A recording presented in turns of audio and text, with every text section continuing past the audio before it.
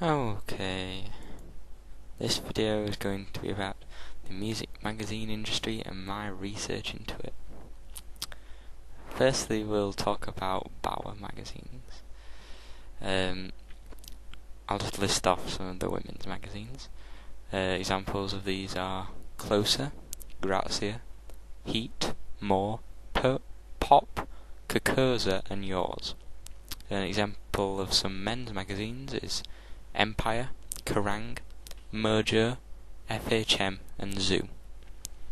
The men's genre seems to be heavily focused on media entertainment, such as music and film, but also includes other magazines such as FHM. Women's magazines are focused on celebrity culture and fashion. However, Bauer produces a lot of other magazines, which back up the list for both men and women, but tend to be quite niche titles, such as Mother and Baby and Match. They tend to cost around £2 to £4. The other company that's big in the magazine industry is IPC Media. A list of the women's magazines are Essentials, Look, Now, Pick Me Up, Wedding, Woman's Own. Men's is Loaded, Nuts, Superbike Magazine, World Soccer, Shooting Times and Country Magazine, and NME. There's no particular genre for men.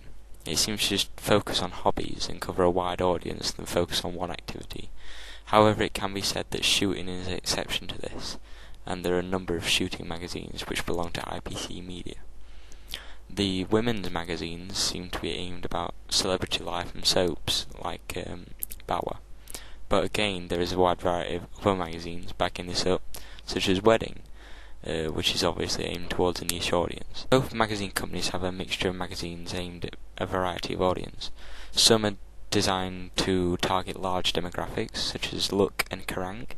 However, IPC Media seems to produce a larger variety of magazines aimed at niche audience, such as Cage and Avery Bird magazine, whereas Bauer produce fewer magazines, but are all aimed at a larger demographic. However, both make large magazines and small magazines, which helps increase their profit by having a mixture of the two. This is the reason I believe that they have such a wide variety of magazines, because more people buy them, and therefore the magazine companies are more likely to get a greater profit. I'm going to focus on 3 magazines now, which will be Kerrang, Empire and Grazia. We'll start with Grazia first. Grazia appeals to a large demographic by cleverly mixing its content to cover a very wide genre in order to cover a very large demographic. It combines fashion and celebrity gossip to cover 2 genres rather than one, which expands its audience. It uses articles on big celebrities to capture attention, and then uses exposing images to exploit their emotions and engage the reader and keep them hooked. Of the 25 issues sold between 1st of July and 31st of December 2009, 187,502 issues were sold in the UK and Republic of Ireland alone. We'll move on to Kerrang now. Kerrang's circulation figures for January to June was just 43,235 copies sold.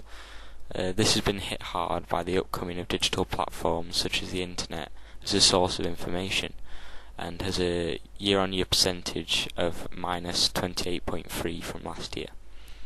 The magazine is aimed at teenagers to early 20-year-olds, specifically males over females. It uses articles reflective of modern bands to keep readers interested and up to date, rather than reflective of older bands such as Led Zeppelin and Black Sabbath.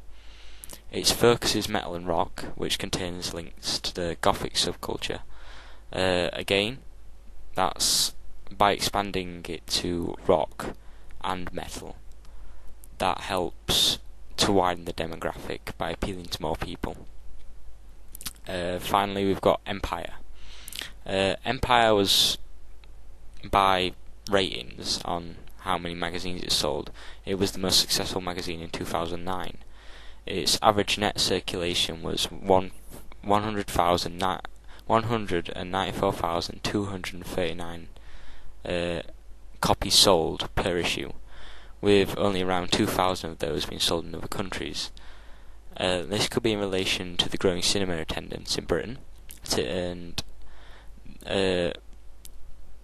Empire is taking full advantage of this.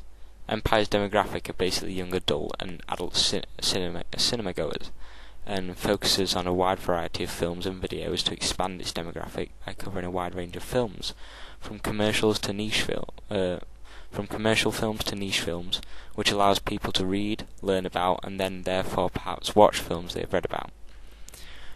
One thing all these magazines share in gathering a wider demographic, even if for only an issue, is exclusives. Each magazine can have access to relevant information that other magazines do not, depending on if they pay for the information. For instance, Total Film had exclusive pictures of Tim Burton's Alice in Wonderland, which would have increased their circulation figures for that issue, and that helps to expand these magazines' demographics by having stuff that's just specific to that magazine. Now we're just going to finish up by talking about synergy in the magazine industry, and again we'll go back to the three examples that we've used earlier on. Grazia has two platforms, its magazine and its website, as a form of synergy. They both work together, but reserves more information for the magazine so it sells, but uses videos to have people go on the website and see interviews that may have only just been written down in the magazine. It also has summaries of the articles in its magazines via a link, which again reinforces people buying its magazine.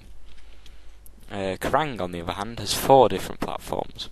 It uses its magazine, radio, TV channel and website to promote its brand, but again relates the most important information back to the magazine. The radio also has a lot of adverts, and seeing music as the medium for the magazine and for the brand, it can perhaps more successfully promote itself as a radio station and get more people into the genre of music, which is helpful in promoting their magazine and more people buying it. The TV channel also works in a similar way, while the website simply exists as easy access information that you may not find in the magazine. Empire also has 2 platforms. Empire can only work as a magazine and a website because films are visual, and reviews on the radio they'd end up being boring, and a TV channel would be very expensive to run. Therefore, Empire website can use video links to give further information compared to the magazine, such as trailers and interviews, while the magazine just has more extensive information, again to draw the profit. They work together to back each other up and give the audience another way of seeing their reviews, such as a video format.